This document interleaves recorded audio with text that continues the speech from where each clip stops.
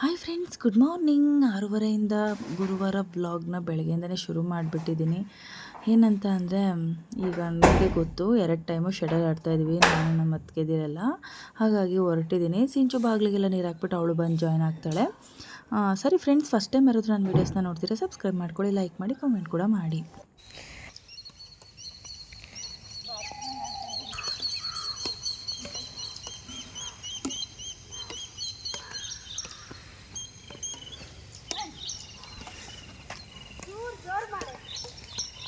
ಸೂರ್ಯ ಉದಯ ಆಗ್ತಾ ಇರೋದು ಅಲ್ಲಲ್ಲೇ ಹಕ್ಕಿಗಳ ಚಿಲಿಪಿಲಿ ಕಲರವ ಎಷ್ಟು ಚೆಂದ ಕೇಳಿಸ್ತಾ ಇದೆ ಅಲ್ವಾ. ಬೆಳಗಿನ ಜಾವದ ಒಂದು ವೈಬೇ ಒಂಥರ ಡಿಫ್ರೆಂಟ್ ಅನ್ಸುತ್ತೆ. ಗೊತ್ತಾಯಿದೆ ಗೈಸ್, ಅದಕ್ಕೆ ನಮ್ಮಮ್ಮ ಅತ್ತೆದಿರೆಲ್ಲ ಓಡೋಯ್ತವ್ರೆ. 1 ಮುಕ್ಕಾಲು ಗಂಟೆ ಆಟ ಆಡಿದ್ವಿ. ದಿನ 1 ಅವರ್ ಆಟ ಆಡ್ತೀವಿ. ಅಲ್ಲಿಂದ ಬರ್ತಿದ್ದಂಗೆ ಮೊದಲಿಗೆ ನಾನು ಬಿಸಿನೀರನ್ನ ಕುಡಿದೆ. ಅದಾದಮೇಲೆ ಶುಂಠಿ ಟೀಗೆ ಮಾಡಲಿಕ್ಕೆ ಇಟ್ಟಿದ್ದೀನಿ.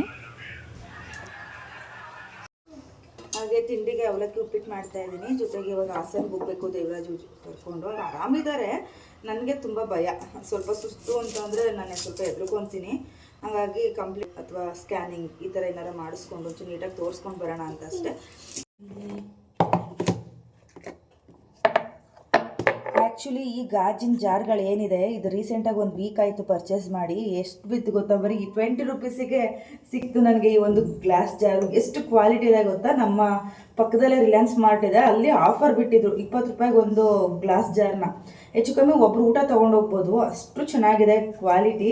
ನಾನಂತೂ ಒಂದು ಅರ್ಧ ಡಜನ್ ತೊಗೊಂಡು ಬಂದೆ. ಮತ್ತು ಬರೀ 15 ರೂಪಾಯಿಗೆ ಒಂದು ಅಷ್ಟೇ ಕಪ್. ಎಷ್ಟು ಕ್ವಾಲಿಟಿ ಇದೆ ಗೊತ್ತಾ. Double layer coffee cup, coffee mug ತುಂಬನೇ ಚೆನ್ನಾಗಿದೆ. ವರ್ತ್ ಅನಿಸ್ತು. ಮೇಲೆ ಒಂದು ಚಾಪೆ 40 ರೂಪಾಯಿ ಒಂದು ಚಾಪೆ ಬಿಟ್ಟಿದ್ರು ಆಫರಲ್ಲಿ. ಎಲ್ಲ ತೊಗೊಂಡು ಮಾಡಲಿಲ್ಲ.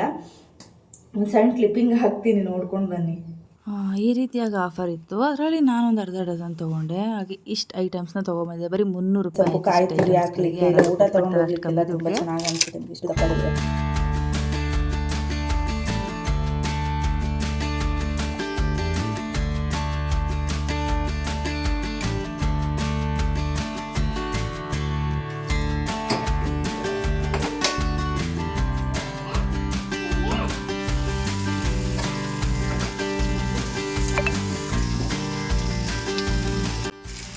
ಸ್ವಲ್ಪ ಅನ್ನನೂ ಮುಚ್ಚಿತ್ತು, ಅವಲಕ್ಕಿ ಅನ್ನ ಎರಡು ಮಿಕ್ಸ್ ಮಾಡಿ ಮಾಡ್ತಾಯಿದ್ವಿ.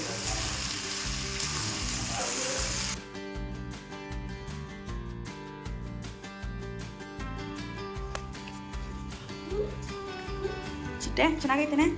ಹಾಂ, ಹೆಂಗೈತೆ? ಸ್ನಾನ ಮಾಡಿ ರೆಡಿಯಾಗಿ ಪೂಜೆ ಮಾಡಿದಾಯಿತು. ತಿಂಡಿ ತಿನ್ನೋಣ, ಇನ್ನು ಹೊರಡೋದಷ್ಟೇ ಬಾಕಿ.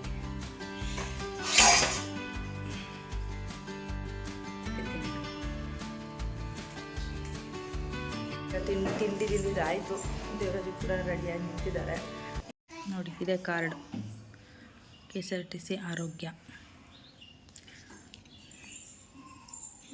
ಇದರಲ್ಲಿ ನನ್ನ ಫ್ಯಾಮಿಲಿ ಮತ್ತು ದೇವರಾಜು ಅಪ್ಪ ಅಮ್ಮ ಇಷ್ಟು ಜನಕ್ಕೆ ಫ್ರೀ ಇದೆ. ಅಂದರೆ ತಿಂಗಳಿಗೆ 700 ರೂಪಾಯಿ ಕಟ್ಟಾಗುತ್ತಲ್ವ ದೇವರಾಜು? ನಾವು ಈ ವರ್ಷ ಹೆಲ್ತ್ ಇನ್ಶೂರೆನ್ಸ್ ಮಾಡಿಸೋರು ಇದ್ವಿ. ಇದು ಕೊಡಲಿಲ್ಲ ಅಂದಿದ್ರೆ, ಇದು ಮಾಡ್ತಾರೆ ಅನ್ನೋದೇ ಇಲ್ಲ ಅಂದಿದ್ರೆ ಮಾಡಿಸ್ತಿದ್ವಿ. ದೇವರಾಜ್ ಅಂದರು, ಇಲ್ಲ ಈ ಸತಿ ಹೆಲ್ತ್ ಕಾರ್ಡ್ ಕೊಡ್ತಾರೆ ಬಿಡಮ್ಮ, ಬೇಡ ಅಂತನ. ಒಟ್ಟಲ್ಲಿ ನಾನು ಹೇಳೋದೇನೆಂದರೆ, ಈ ರೀತಿ ಫೆಸಿಲಿಟೀಸ್ ಇಲ್ಲ ಅನ್ನೋರು ದಯವಿಟ್ಟು ಹೆಲ್ತ್ ಇನ್ಶೂರೆನ್ಸ್ ಮಾಡಿಸಿ. ಅದು ತುಂಬಾ ಮುಖ್ಯ ಆಗತ್ತೆ. ದೊಡ್ಡ ದೊಡ್ಡ ಕೋಟ್ಯಾಧೀಶ್ವರುಗಳೇ ಮಾಡಿಸಿಟ್ಕೊತಾ ಇದ್ದಾರೆ. ಸೈಫ್ ಅಲಿ ಖಾನ್ ನೋಡಿದ್ರಲ್ಲ, ಅವರು ಹೆಲ್ತ್ ಇನ್ಶೂರೆನ್ಸ್ ಮಾಡಿಸಿನೇ ಅವರು ಟ್ರೀಟ್ಮೆಂಟ್ ತೊಗೊಂಡಿದ್ದಾರೆ. ಅಷ್ಟು ಕೋಟಿಗೆ ಬದುಕ್ತಿದ್ರು. ಅಂದರೆ ಎಷ್ಟು ಮುಖ್ಯ ಅನ್ನೋದು ನೀವೇ ಯೋಚನೆ ಮಾಡಿ. ನಾನು ಆ್ಯಕ್ಚುಲಿ ಕಾರ್ಡ್ ಇಲ್ಲಾಂದರೆ ಈ ವರ್ಷ ಮಾಡಿಸೋರು ಇದ್ದೆ ಹೆಲ್ತ್ ಇನ್ಶೂರೆನ್ಸ್ನ ಎಲ್ಲ ಫ್ಯಾಮಿಲಿಗೆಲ್ಲ. ಬೇಕು, ಸಡನ್ನಾಗಿ ಏನಾರ ಒಂದು ಪ್ರಾಬ್ಲಮ್ ಆಯಿತು, ಲಕ್ಷಾಂತರ ರೂಪಾಯಿ ದುಡ್ಡು ಬೇಕಂದ್ರೆ ಸಡನ್ನಾಗಿ ಹೊಂಚೋಕ್ಕಾಗಲ್ಲ. ಅದಾದರೆ ಇದ್ದರೆ ಕ್ಲೈಮಾರ ಆಗುತ್ತೆ. ತಿಂಗಳು ದುಡ್ಡು ಕಟ್ಟೋದು ಗೊತ್ತಾಗಲ್ಲ, ಅಥವಾ ವರ್ಷಕ್ಕೊಂದು ಸಲ ಕಟ್ಟೋ ಥರ ನಾದರೂ ಮಾಡಿಸ್ಕೊಬೋದು. ಈ ಒಂದು ಮಾಹಿತಿ ನಾನು ತಿಳ್ಕೊಂಡಿರೋದು ನಿಮ್ಗೆ ಹೇಳ್ತಾ ಇರೋದು, ಇಷ್ಟು ಮುಖ್ಯ ಅಂದ್ಬಿಟ್ಟು. ಇದರಿಂದ ನಮ್ಮ KSRTC ನೌಕರರು ತುಂಬಾ ಖುಷಿ ಪಟ್ಟಿದ್ದಾರೆ ಅಲ್ವೇನ್ರಿ. ಇದೊಂದು ಬೆನಿಫಿಟ್ ತುಂಬ ಎಷ್ಟು ವರ್ಷದಿಂದ ಇತ್ತು ರಾಜು, ಕೇಳ್ಕೊತಾ ಇದ್ದಿದ್ದು ನೀವು? ಹೌದಾ? 10 ವರ್ಷದಿಂದ ಇಟ್ಟಿದ್ದ ಬೇಡಿಕೆ ಈ ವರ್ಷ ಈಡೇರಿದೆ 2025ಕ್ಕೆ. ತುಂಬ ಖುಷಿಯಾಗಿದೆ ಇದೊಂದು ಅನುಕೂಲ ನಮಗೆ ಮಾಡಿಕೊಟ್ಟಿದ್ದು.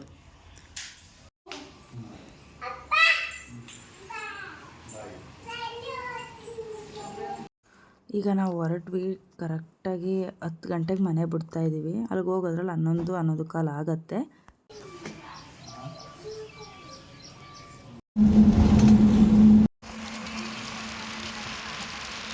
ನಾವು ಬಂದಿದ್ದು ರಾಜೀವ್ ಹಾಸ್ಪಿಟಲ್ ಗುರುರಾಜು ಡಾಕ್ಟರ್ ಹತ್ರಕ್ಕೆ ಬಂದ್ವಿ. 11ನೇ ನಂಬರ್ ಟೋಕನ್ ನಂಬರ್. ಅವರು ಫಸ್ಟು ಎಲ್ಲ ಚೆಕ್ ಮಾಡಿ ಸ್ಕ್ಯಾನಿಂಗ್ ಮಾಡಿಸ್ಕೊಂಬನ್ನಿ, ಇಲ್ಲೇ ಪಕ್ಕದಲ್ಲಿ ವಿನಯ್ ಸ್ಕ್ಯಾನಿಂಗ್ ಅಂತ ಇದೆ ಅಂತ ಹೇಳಿ ಕಳಿಸಿದ್ರು.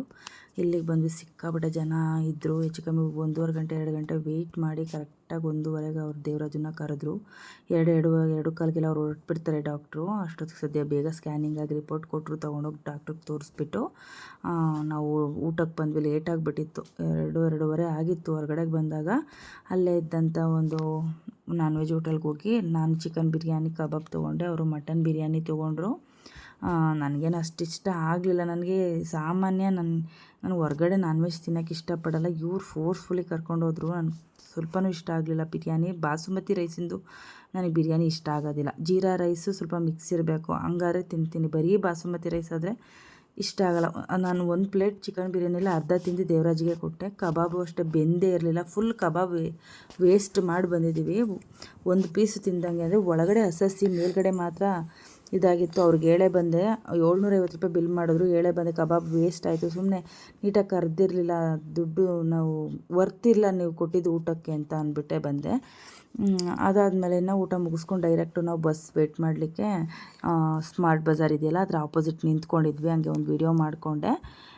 ಕರೆಕ್ಟಾಗಿ ನಾವು 4 ಗಂಟೆ ಹತ್ರ ಮನೆಗೆ ಬಂದಾಗ 4 ಗಂಟೆ ಜಸ್ಟ್ ಇವಾಗ ಬಂದ್ವಿ. ಬರ್ತಿದ್ದಂಗೆ ಸದ್ಯ ಸಿಂಚು ಮಸ್ಕ್ಮೆಲನ್ ಹಾಕಿ ಒಂದೊಳ್ಳೆ ಸ್ಮೂದಿನ ಮಾಡಿದ್ದಾಳೆ. ಏನೇದು ಏನು ಗೊತ್ತಿಲ್ಲ, ಅದು ಕುಡಿಯೋದು. ನಾನು ಸ್ಮೂದಿ ಅಂತಿದ್ದೀನಿ. ಡ್ರೈ ಫ್ರೂಟ್ಸ್ ಎಲ್ಲ ಹಾಕಿ ಬಿಸಿಲಲ್ಲಿ ಬಂದಿದ್ದಕ್ಕೂ ಅದಕ್ಕೂ ಚೆನ್ನಾಗಿ ಮಾಡಿಟ್ಟಿದ್ದಾಳೆ. ಏನಂತ ಬಂದಿದೆ ರಿಪೋರ್ಟಲ್ಲಿ ಅದೆಲ್ಲ ಹೇಳ್ತೀನಿ. ಸ್ವಲ್ಪ ರೆಸ್ಟ್ ಮಾಡಿ ನನಗೆ ಕಂಟಿನ್ಯೂ ಮಾಡೋಕ್ಕಾಗ್ತಾಯಿಲ್ಲ. ಸರಿನಾ, ಸ್ವಲ್ಪ ಮನಗಿದ್ದೆದ್ದು ಆಮೇಲೆ ವ್ಲಾಗ್ನ ಕಂಟಿನ್ಯೂ ಮಾಡ್ತೀನಿ.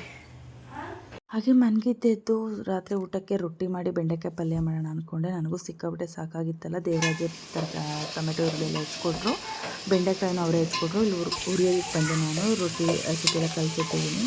ಫೈನಲ್ಲಿ ಬೆಂಡೆಕಾಯಿ ಪಲ್ಯ ರೊಟ್ಟಿ ರಾತ್ರಿ ಊಟಕ್ಕೆ ರೆಡಿ ಮಾಡಿದೆ. ಎಷ್ಟು ಚೆನ್ನಾಗಿ ಬಂದಿತ್ತು ಅಂದರೆ ತಿನ್ನಲಿಕ್ಕೆ ಸಖತ್ತಾಗಿತ್ತು ಬೆಂಡೆಕಾಯಿ ಪಲ್ಯ. ನನಗೆ ರಾತ್ರಿ ಹೊತ್ತು ಈ ಥರ ತಿಂಡಿ ಮಾಡೋದು ತುಂಬಾ ಇಷ್ಟ ಆಗುತ್ತೆ. ಅನ್ನ ಸಾರು ಮುದ್ದೆಗಿಂತ ಈ ಥರ ಚಪಾತಿ, ರೊಟ್ಟಿ, ಇಲ್ಲ ಪಲಾವ್, ಚಿತ್ರಾನ್ನ ಈ ಥರ ತಿಂಡಿನ ನಂಗೆ ರಾತ್ರಿ ಹೊತ್ತು ತಿನ್ನೋದಕ್ಕೆ ತುಂಬ ಇಷ್ಟ ಆಗುತ್ತೆ. ನೋಡ್ಬೋದು ನೀವು, ಬಲಗಣ್ಣು ಊದ್ದಂಗೆ ಆಗ್ಬಿಟ್ಟಿದೆ, ಉಜ್ಜಿ. ಏನು ಗೊತ್ತಾ, ನಾವು ಒಂದು ಕಡೆ ಈ ಬಿಸಿಲಲ್ಲಿ ಎಲ್ಲರೂ ಹೋಗಿ ಬರ್ತೀವಿ ಅಂದರೆ ನನಗೆ ಆ ಸುಸ್ತು ಹೇಳೋಕ್ಕೆ ಆಗಲ್ಲ. 4 ಗಂಟೆ ಆಯಿತು. ಕೂತಿದ್ದ ಜಾಗದಲ್ಲಿ ಕೂತ್ಕೊಂಡ್ವಿ. ಅಲ್ಲಂತೂ ಸ್ಕ್ಯಾನಿಂಗ್ ಸೆಂಟ್ರಲ್ಲಂತೂ ಅಬ್ಬಬ್ಬಬ್ಬಬ್ಬ ಇದೇನು ಹಾಸನ ಏನಕ್ಕೆ ಹಿಂಗೆ ಮಾಡ್ತಾರೆ ಅನ್ನೋದೇ ಗೊತ್ತಾಗಲ್ಲ. ಹಾಸ್ಪಿಟಲಲ್ಲೇ ಫೆಸಿಲಿಟೀಸ್ ಇಟ್ಟರೆ ಎಷ್ಟು ಇದಾಗುತ್ತೆ ಗೊತ್ತಾ. ಎಲ್ಲ ಹೊರಗಡೆಗೆ ಬರೆದ್ಬಿಡ್ತಾರಲ್ಲ, ಮುತ್ಕೊಂಡ್ಬಿಡ್ತಾರೆ. ತುಂಬ ಬೇರೆ ಕಡೆಯವರೆಲ್ಲ ಬಂದಿರ್ತಾರೆ. ಅಬ್ಬಬ್ಬಬ್ಬ ನಮ್ಮದೇ ಎಷ್ಟು ಹೆಚ್ಚು ಕಮ್ಮಿ ನಾವು 11:15 ಹೋದವ್ರು ಅಲ್ಲಿಗೆ. 1:15 2 ಗಂಟೆ ಹತ್ತತ್ರ ನಮ್ಗೆ ರಿಪೋರ್ಟ್ ಬಂದಾಗ ಅಂದರೆ ನಾವು ಟೆಸ್ಟ್ ಮಾಡಿಸಿ ರಿಪೋರ್ಟ್ ತಂದು ಆಚೆಗೆ ಅಲ್ಲಿ ಗಂಟೆ ಕೂತಿದ್ದೀನಿ ಅಂದರೆ ಎಷ್ಟು ಪೇಯ್ನ್ ಆಗಬೇಡ. ಅದು ನನಗೆ ಪೈಲ್ಸ್ ಬೇರೆ ಇರೋದ್ರಿಂದ ತುಂಬ ಹೊತ್ತು ಕೂರೋಕ್ಕಾಗಲ್ಲ. ಓಡಾಡೋದಕ್ಕೂ ಹಿಂಸೆ ಅಲ್ಲ ಎಲ್ಲರ ಮುಂದೆನೂ. ಆದರೆ ವಿಧಿ ಇಲ್ಲದೆ ತುಂಬಾ ಕಷ್ಟಪಟ್ಟು ಕೂತಿದ್ದು ಬಂದೆ. ಸದ್ಯ ಡಾಕ್ಟ್ರು ಹೋಗಿರಲಿಲ್ಲ. ಏನದು ಆ ರಿಪೋರ್ಟ್ ತೋರಿಸೋದ್ರಲ್ಲಿ ಹೋಗ್ಬಿಟ್ಟವ್ರು ಡಾಕ್ಟ್ರು. 2 ಗಂಟೆಗೆಲ್ಲ ಹೋಗ್ಬಿಡ್ತಾರಲ್ಲ. ಸದ್ಯ ಅಷ್ಟರಲ್ಲಿ ಹೋಗ್ಬಿಟ್ವಿ. ನಮ್ಮದೇ ಲಾಸ್ಟು. ಅದ್ರ ಜೊತೆ ಇನ್ನೊಬ್ರು ಯಾರೋ ಇದ್ದರು. ಸದ್ಯ ಅವ್ರಿಗೆ ತೋರಿಸ್ಕೊಂಡು ಬೇಗ ಬಂದ್ವಿ. ಇಲ್ಲಾಂದರೆ ಮತ್ತೆ 5 ಗಂಟೆ ತನಕ ಅವ್ರನ್ನ ವೆಯ್ಟ್ ಮಾಡಿ ಅವ್ರಿಗೆ ತೋರಿಸಿ ಬರೋದ್ರಲ್ಲಿ ಲೇಟ್ ಆಗಿಬಿಡೋದು. ಹಂಗಾಗಿ ಈ ಥರ ಆಯ್ತು ಇವತ್ತು. ಸಿಕ್ಕಾಬಿಟ್ಟೆ ಟಯರ್ಡ್ ಆಗಿಬಿಟ್ಟಿತ್ತು ನನಗೆ. ನಿಜವಾಗ್ಲೂ ರೊಟ್ಟಿ ಮಾಡಲಿಕ್ಕೆ ಆಗ್ತಿರ್ಲಿಲ್ಲ. ಅವ್ರು ಹೆಲ್ಪ್ ಮಾಡಿಕೊಟ್ಟಿದ್ದಕ್ಕೆ ಮಾಡಿದೆ. ಸರಿ ಫ್ರೆಂಡ್ಸ್, ಈ ವ್ಲಾಗ್ ಇಷ್ಟೇ. ನಾಳಿನ ವ್ಲಾಗಲ್ಲಿ ದೇವರಾಜಿಗೆ ರಿಪೋರ್ಟ್ ಏನು ಬಂದಿದೆ, ಹಾಗೆ ಏನೆಲ್ಲ ಮಾಹಿತಿನ ಡಾಕ್ಟರ್ಸ್ ಹೇಳಿದ್ದಾರೆ ಅಂತ ನಿಮ್ಗೆ ತಿಳಿಸ್ಕೊಡ್ತೀನಿ.